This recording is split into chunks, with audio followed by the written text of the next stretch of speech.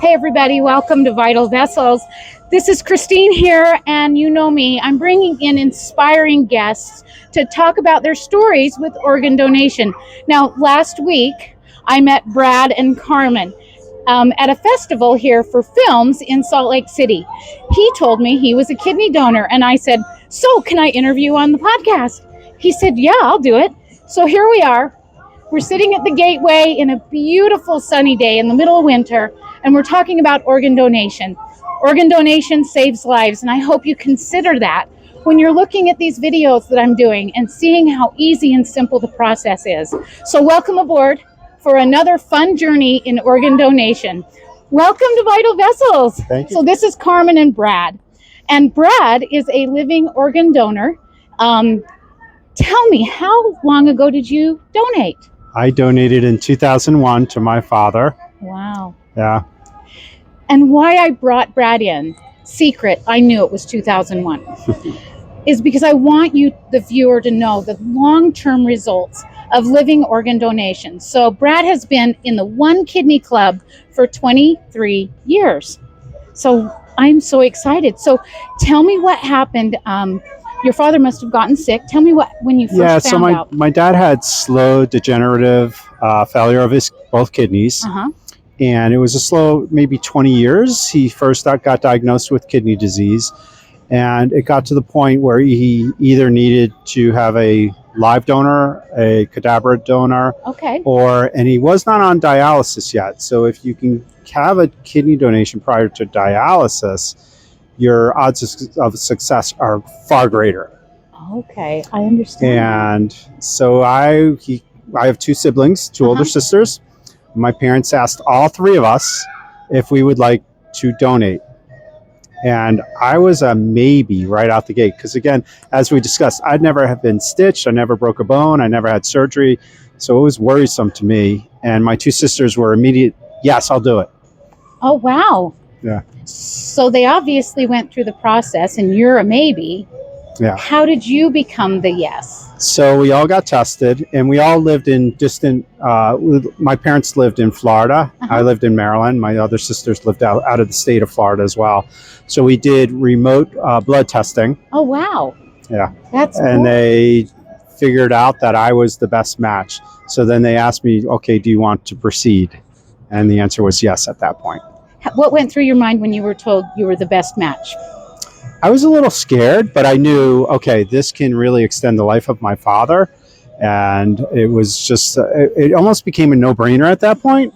And we discussed it as well. And that was my next question. Carmen, you're the support person.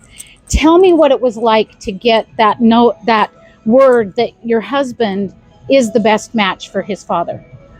It was exciting and also frightening at the same time.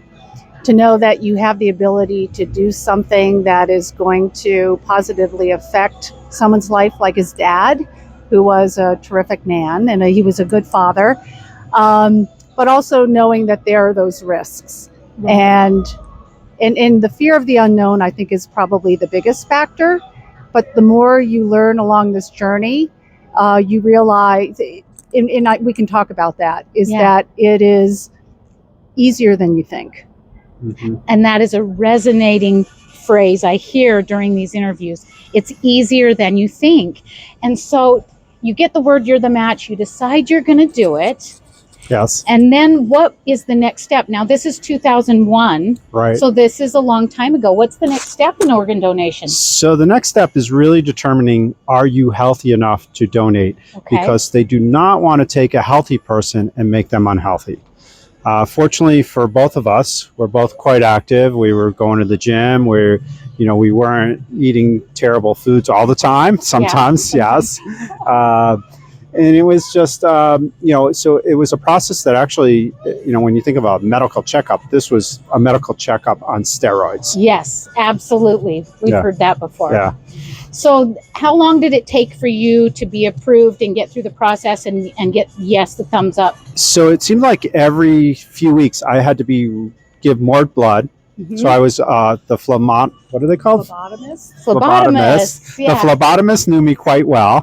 And really that was the only pain I had. I mean, I'm pretty good at giving blood. and they would be, "Oh, you're back again." Yeah, they get to know you. They don't get to know you really well. And I think it was about 4 months before we actually flew down to Jackson Memorial Hospital, which is a Okay, in teaching Florida. hospital. Before they said, "Okay, here's the scheduled date. You need to be here a week prior." Right. And they go through the whole routine of what Carmen's responsibilities are as the support person, what you're going to go through. So the day of surgery comes, and tell me a little bit about how that went. So that was that we were talking about this earlier. That was a kind of a funny day. So a week prior, they run more tests, Uh-huh. more intensive tests, Right. including even a psychological exam to make sure that you are psychologically prepared for Yeah. this. And they kept asking, "You're not being paid to do this. You're doing this at your own free will because it is illegal Yes. to be paid to donate." But the day of, we get to Jackson Memorial, and they give you a pager, and they say, "Okay, you can leave now, and we will page you when it's time to come back." Oh, wow. So we went to a beach in Miami, which was within a few minute drive of Jackson Memorial. And we were just walking the beach, waiting for the call. Oh, that's amazing. How long did it take to get the call? probably a couple hours, Okay. 2 hours maybe.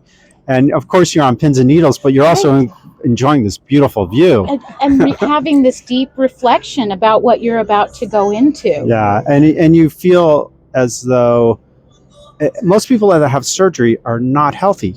Yes. They're going in for surgery for some pain, some reason, and you're sort of like just sort of going with the flow because you're not in pain. Yeah. You're not that nervous because you know that you're in good hands. You know that it's something that's just going to happen, and you just sort of go to sleep and you wake up and it's done. Everything's done. Yeah. And how was your recovery? So the recovery that's a great question because the recovery, they said plan on being out of work for 5 weeks, and I was an office employee, so Uh-huh. 5 weeks as an office employee, and then they told us about 6 months to be fully any activity that you were doing before, including sit-ups, everything, because Right. your incisions are in your abdomen. Yeah. When they grab a kidney, they don't go to your back; they go through the front. Right. There was one risk that they talked about, and that is whether they're going to be able to harvest the left or the right kidney Oh, okay. So they have to decide that. When do Yeah. they decide? during surgery, which During you have surgery. no idea. So you wake up and you ask, you look down and say, which side did they take? If they take the left, the surgery is minimally is far more minimal from a scarring standpoint and from a stitching standpoint. The trauma to your internals is the same, Right. but the incisions are much smaller. So I have 3 very, very small incisions, and then I have a scent sign. And fortunately, my surgeon had very small hands because they reach in through the front and grab it after they disconnect everything. My surgeon had big hands Yeah. or something. 'Cause it weren't. Another really funny sidebar, I had a sonogram done, I don't know, 5 years ago, and they were looking around and I said, "Oh, just be aware, I have one kidney, and it's the right one that they took," which was the wrong thing to say. Oh. And the woman starts doing the sonogram. She says, "Well, they either took your left one or you have no kidneys." So, Yeah, you realize going forward that your anatomy is now different yeah, when and you see the doctor. the other thing we didn't even know until we went down to Jackson Memorial. One of the things that they do is like a 3-dimensional scan of your kidneys. Some people are born with one kidney. Oh, so they had to And make sure you had to. They had to make sure I had to, which Yeah. was they didn't know that till a week prior. Oh, really? That's amazing. Yeah, it is pretty amazing. And I know that we've had a lot of changes since 2001. How long were you in the hospital? Oh, I was in a fairly short amount of time, maybe 3 days. Yeah. Is that your? Mhm. Yeah. They have dialed that in so Yeah. much. My dad was in the hospital much longer because they Right. monitor him. Yeah. And it was kind of funny. We went back to me and Carmen went back to my parents' house, which was about a 45-minute drive.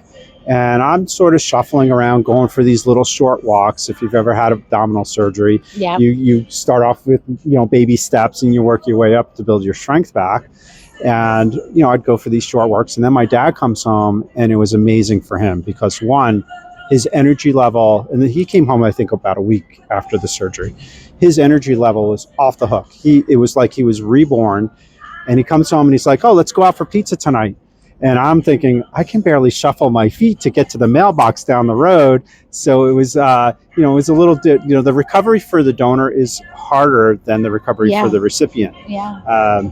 But what a blessing to see his energy level so high. Yeah. So that's the beauty that starts paying off really quick is you see your recipient and they are so sick. And then all of a sudden, and they've told me this, overnight, they're starting to feel better than they did in years. Yeah. So that is the miracle of living organ donation.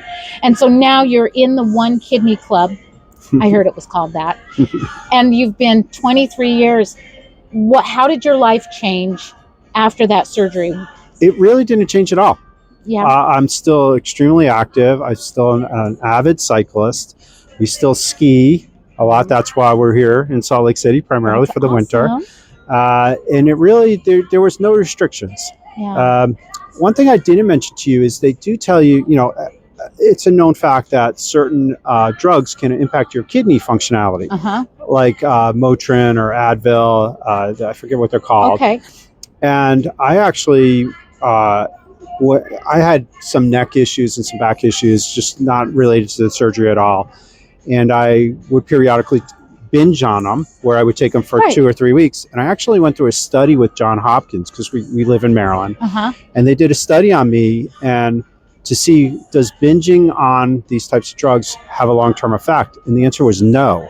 Now, if you take it every day like a vitamin, you're going to have issues. Yeah. But as far as even that, where they say, this type of drug could potentially impact your kidney, the bottom line, according to the Hopkins study, based on my experience with them, is that it doesn't, that I could continue taking Advil for a week if I'm having an issue. And so really there's zero impact to my livelihood. Wow. And that is such a beautiful thing about organ donation is our long-term, I say our because, I went through it. I'm only 18 months. So it was so comfortable when I talked to you and met you and you said you donated 23 years ago to know, hey, I got this. I'm going to be out cycling and skiing and doing whatever I want and traveling. And that is so amazing for the blessing of being able to give an organ to another human. Yeah. So since it was your dad, does he have less anti-rejection medication or? So they did wind that down a little bit because at first you're on heavy steroids. I think it was steroids, was it? It was anti-rejection medication. Okay. Yeah. And his quality of life was great. And unfortunately, he did pass away 11 years later after the donation, but not from kidney failure. Oh, something totally unrelated. Yeah, so it was just unfortunate that happened, but I feel like we gave him, 11 years of high quality life. High quality life, the quality is such a gift. And as I've been learning more about kidney disease, dialysis and kidney disease, they paralyze your life. You no longer get to do all the things you did before, so that kidney donation and 3 or 4 days in the hospital gives them the resounding effects. And it's not just my father, my mother. And your mom. Yeah, exactly. And so since you have donated and you're staying healthy, what kind of things have you been doing in your life that are kind of unique or astronomical for an organ donor? We did talk a little bit about this. So I, as mentioned, I got into cycling probably 6 or 7 years ago, like serious cycling. And I was able to, in 2021, I rode my bike from Seattle to San Diego, self-sustained. So I was carrying 45 pounds of gear on my bike. Wow. I looked like a homeless person. Did you? My whole life was on the bike. Wonderful. And then in 2022, I went with a group called Bike the US for MS, which was supported. So I still had to ride every mile, but they carried my gear. And I rode from Virginia Beach to San Francisco across the entire United States. With one kidney. In 2 months. So that is amazing. It was an amazing accomplishment. I've said it before in my videos, I believe that all the good things that you put out to the universe come around.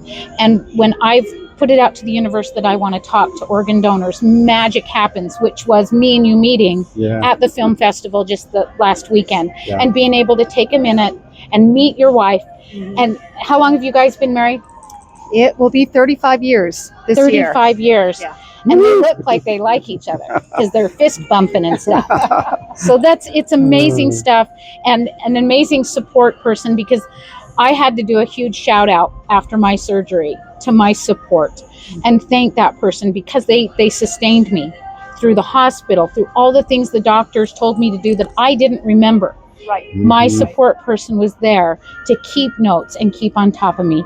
Thank you to you for being the amazing support person, and then being able to go on and live this amazing life for 23 years since. Organ donation is an amazing gift that you can give.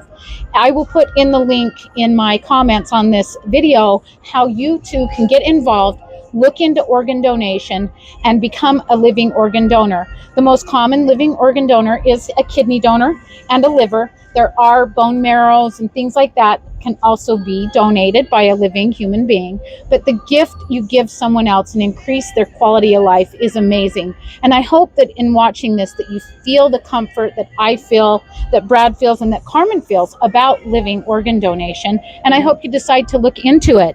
And I just appreciate you making this time on this beautiful sunny day to share it. And thanks for coming into Vital Vessels, you guys, because I have the biggest blessings doing this, and it takes, such a little amount of time.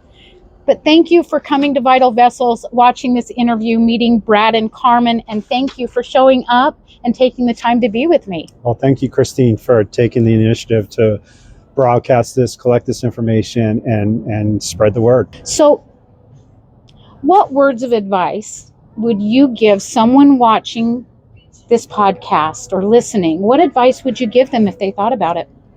Well, everybody's different, and you need to weigh the risks and where you are in your life. But to me, it, as I mentioned earlier, it was not an immediate yes for me. Right. And it wasn't until I started going through the process, understanding what this does for people, to help people. And it doesn't even have to be a sibling. There are things where 40 people get together and help someone else who helps someone else who helps somebody else, and it wraps all around to the person you were originally trying to help. So it is, if it is, it's 6 months out of your life total from start to finish, and really just 4 to 5 weeks out of your life where you're kind of going through that recovery process. Yeah. And to be honest, the recovery process gives you time to reflect on your life. If you've ever kind of had a time out from life, those are good things to do. And when I talked about the cycling, those are timeouts too. It gives you a lot of time alone, a lot of time to reflect. Yeah. Is this the right, am I making the right career decisions? And you never have that downtime to just say, okay, my number one goal is to recover and to just go for walks and to eat well. And for you also helping me was just I can almost cry. I have cried at times where Carmen has helped me through a surgery similar to this. So it is something that may not be for everybody, right? But when you start doing the research and understanding how many people are doing this and how you can help other people, it truly is, to me, for many, many years, and it's still today, I've had a lot of accomplishments in life, and it's still the number one accomplishment. That's amazing. There are over 140,000 people waiting for a much needed organ on the transplant list right now. 17 people die every single day waiting. We can help with that. So look into it. Click the link in my bio and you can apply, you can look into it and make the decision yourself if you want to give the gift of life. So again, thank you for coming to Vital Vessels and meeting with Brad and Carmen. Thank you for watching our video today, our podcast, and come back. We'll have more soon. Thank you. Bye, everyone. Bye.